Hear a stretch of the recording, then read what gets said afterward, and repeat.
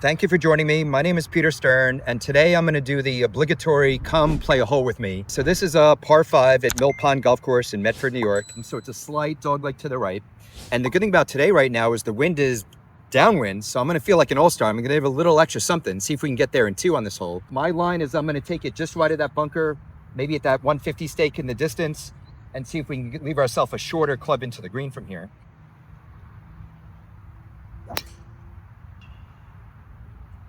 So I hit a good drive. I'm in the fairway, kind of picked my line right over that bunker. I still got a little ways to go. I'm about $170 on this longer par 5. But remember, the wind is downwind.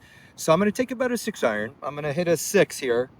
Again, the flag is blowing a little bit right to left. So I might take that into account and maybe just right at that hole and let the wind take it maybe a little bit back to the left.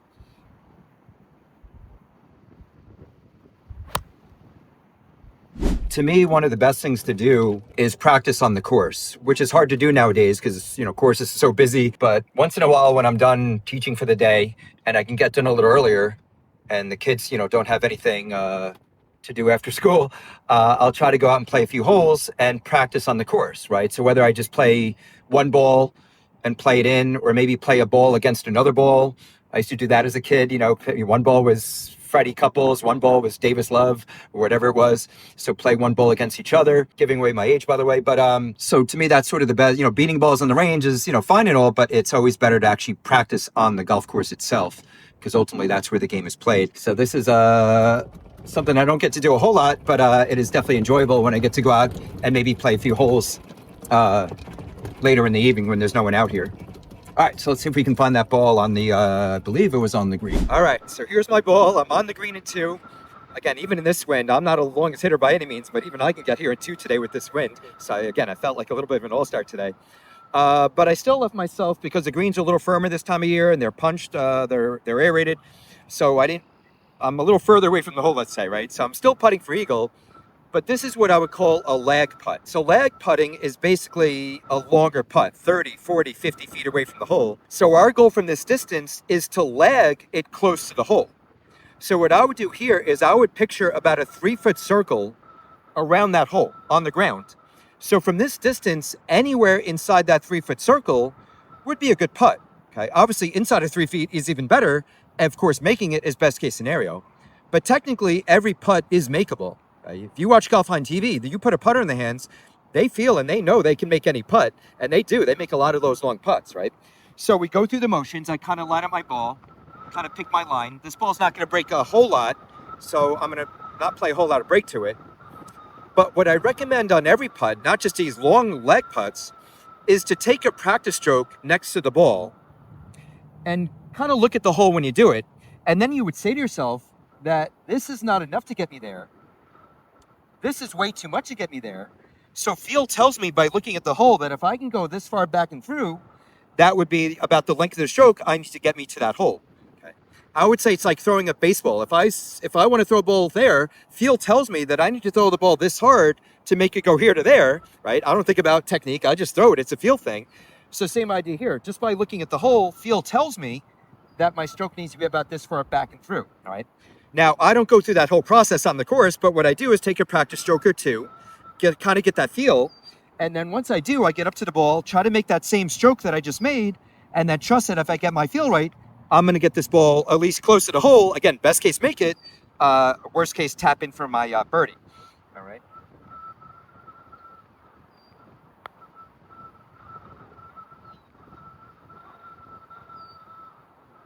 All right. So I'm definitely inside that circle. I came up a little short, but like I said, in this case, short, left, right, long, doesn't really matter. I want to get it close, and now I left myself that short, makeable birdie putt. So let's go see if we can make that one. All right, so again, now I'm putting for birdie. I have this short putt, but these are no gimmies. These are sometimes what we would call knee knockers, right? It means when I'm 30 feet, I'm not really supposed to make that putt. Again, it's very cool when I do, and I definitely want to make a 30-foot putt, but there's not much pressure. In a way, this putt, we're supposed to make this one, right? But it's no gimme. It's no, if you play by the rules of golf. So sometimes we put more pressure on ourselves when we have these little 2, 3, 4 footers. But again, I would just go through the motions. I would line up my ball, make sure that we line it up. Again, maybe I'm a fan of at least 1 or good 2 practice strokes to get the feel for that stroke. Obviously, this is a very short stroke. And again, I don't want to give the hole away. I want to put a good stroke on it. Kind of feel like I'm banging it into the back of the hole and try not to get too hesitant or decelerate through the putt. All right, so again, a little stroke, and then just put that good stroke on it. So to me, the golf swing is relatively easy to learn. It's just very hard to figure it out.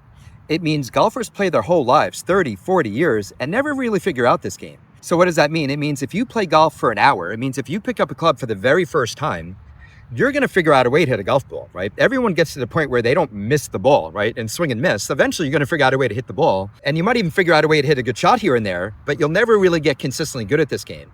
Because again, we're fighting the design of this thing. And anytime you fight the design of this thing, it will always make this game harder than it really needs to be. It's like using a baseball bat or a tennis racket the wrong way. You're not going to be good at those sports. If you learn how to use the club the right way, it will always make this game more enjoyable. And playing good golf is always more fun than playing bad golf. And believe me, I've done both. I was bad for many years when I first started playing golf. Not much fun. As I get better at this game, it always becomes more enjoyable. And golf will humble the best of athletes. It means you could excel at every other sport, and golf will make anyone look foolish, right?